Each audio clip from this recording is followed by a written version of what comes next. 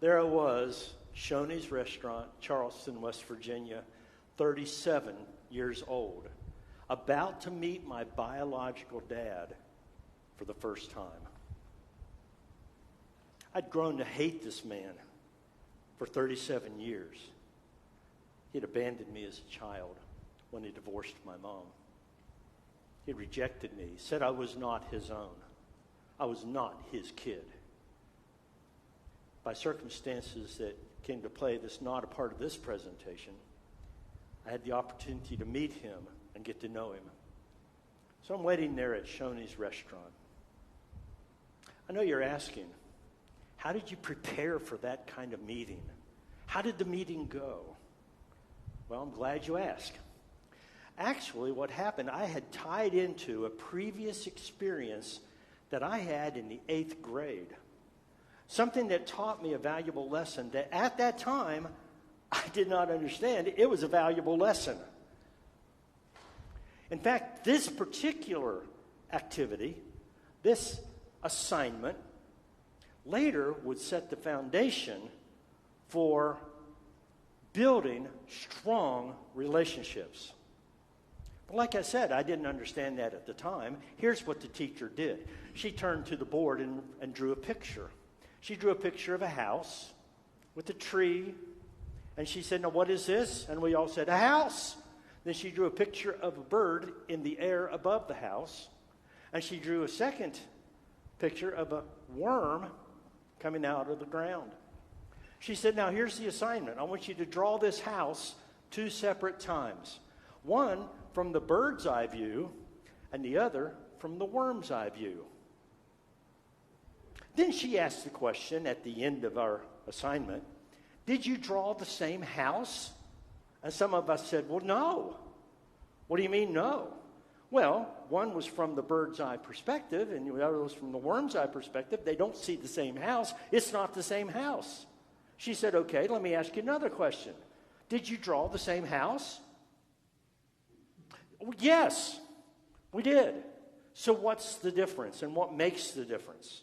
She was teaching us a valuable lesson about art, but I discovered a valuable lesson about life.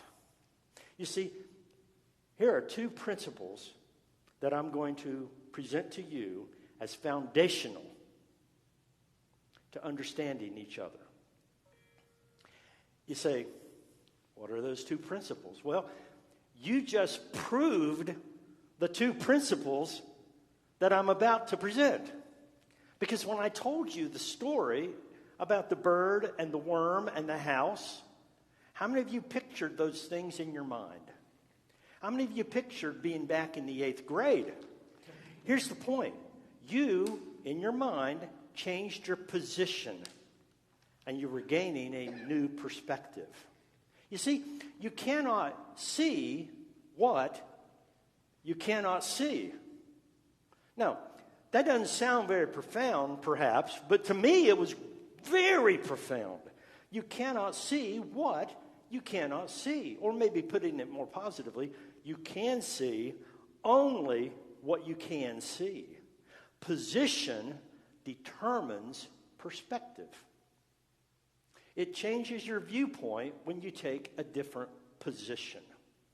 When I take the position of the bird, I see certain things about the house that if I take the position of the worm, I take a different view, perspective of the house. See, this is what we call worldview or paradigm or perception. Position, if you can change your position, you can alter your perspective. So whenever I took the bird's position, I drew the house, and I took the worm's position, and I drew the house. And she said, what would happen if the bird could come down and look at the house from the worm's position? Will the bird see what the worm sees and how the worm sees it? And we all said, no. Why? Because it's looking through its bird eyes. Okay, but if the bird were to pick up the worm and fly above the house, would the worm see what the bird sees and how the bird sees it just before the bird swallows the worm? And the answer would be, well, no. Why? Because it's looking through its worm eyes. See, position is more than just location. Position involves who you are. It involves your background. It involves the upbringing that you received.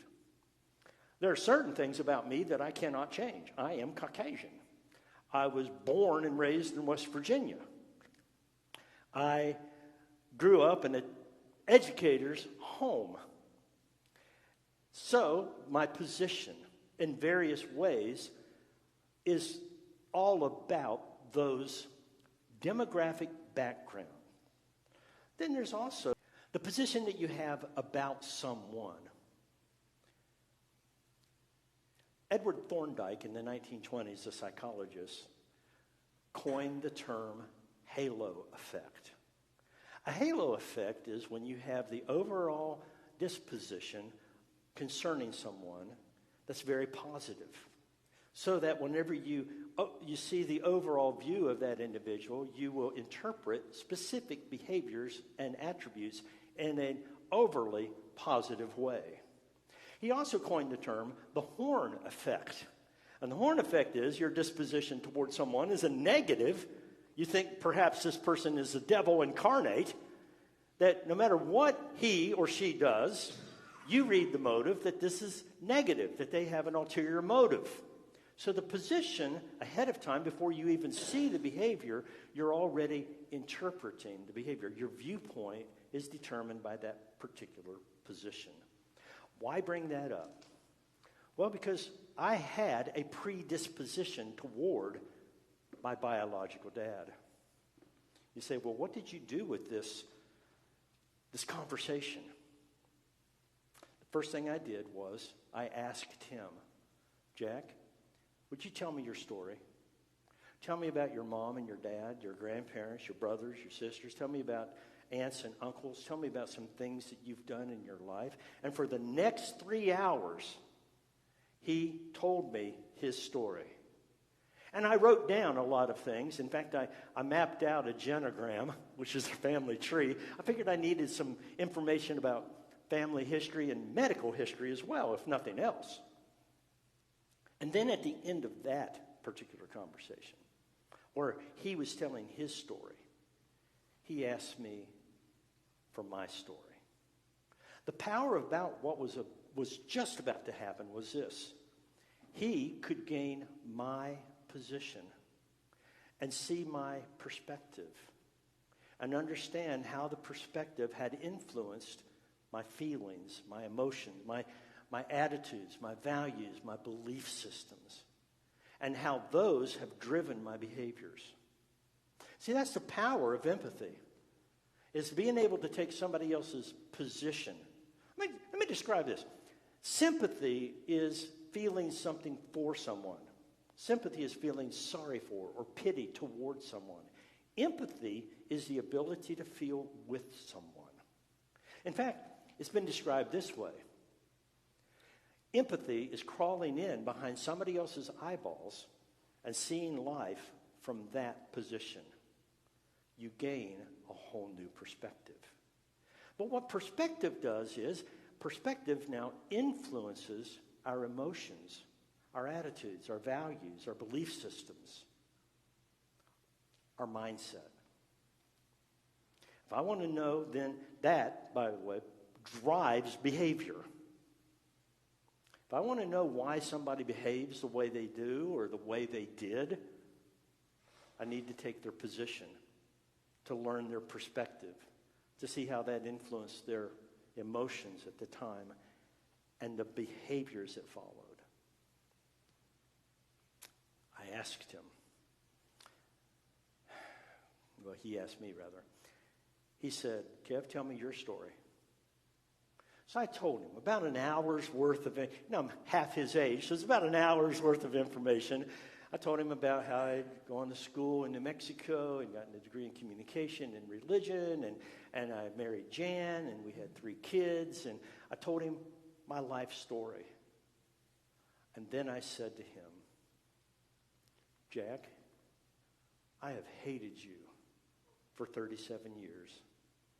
You maybe did not determine, you maybe didn't want to scar a little boy's heart, but you did. Maybe you didn't mean to destroy a little boy's life, but for a while you did. You abandoned me. You rejected me. You said I was not your own. And that killed my heart. And I have hated you. But through Jesus, I have chosen to forgive you. Now, how that happens, that's a different presentation altogether. But at that point, I reached my hand across the table to him, and I said, and I would like to be your friend. I left my hand out for what seemed to me 5 to 10 minutes, and it was only a few seconds, when he reached his hand back and said, I'd like to be your friend too.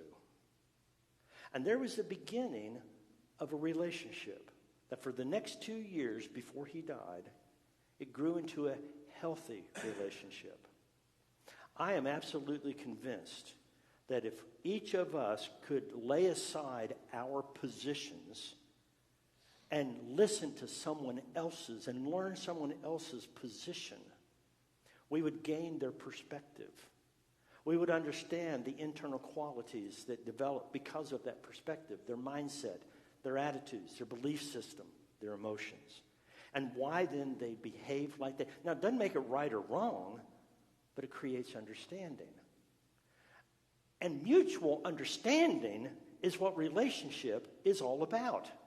The deeper, the wider the understanding is of each other, the basis of a healthy, growing, lasting, mutually beneficial, mutually satisfying, loving relationship is possible. Without changing your position and learning where the other person is coming from, it is impossible to gain a mutual understanding. So the power of empathy is actually the key to understanding. And don't you want to be understood? Well, that's the driving force of all of us. I want you to know me. I want you to understand me. I need to love and I need to be loved. Abraham Maslow said there's a hierarchy of needs. And he placed the need to belong, the need for loving and being loved as number 3. I would argue with him over that. That really, the drive to love and be loved is number 1. And people will give up their personal safety and their personal well-being and physical needs to love and to be loved, to belong. The key to understanding is empathy. And the power of empathy is found in your ability to take another person's position. As far as I know, we're the only creatures on the planet that can do that, where we can cognitively place ourselves in someone else's position to learn their perspective, to see how that's influenced their emotions, their attitudes, their values, their belief system, and how that has driven their behavior. In that understanding is the groundwork for relationship and a deeper connection and love. Thank you.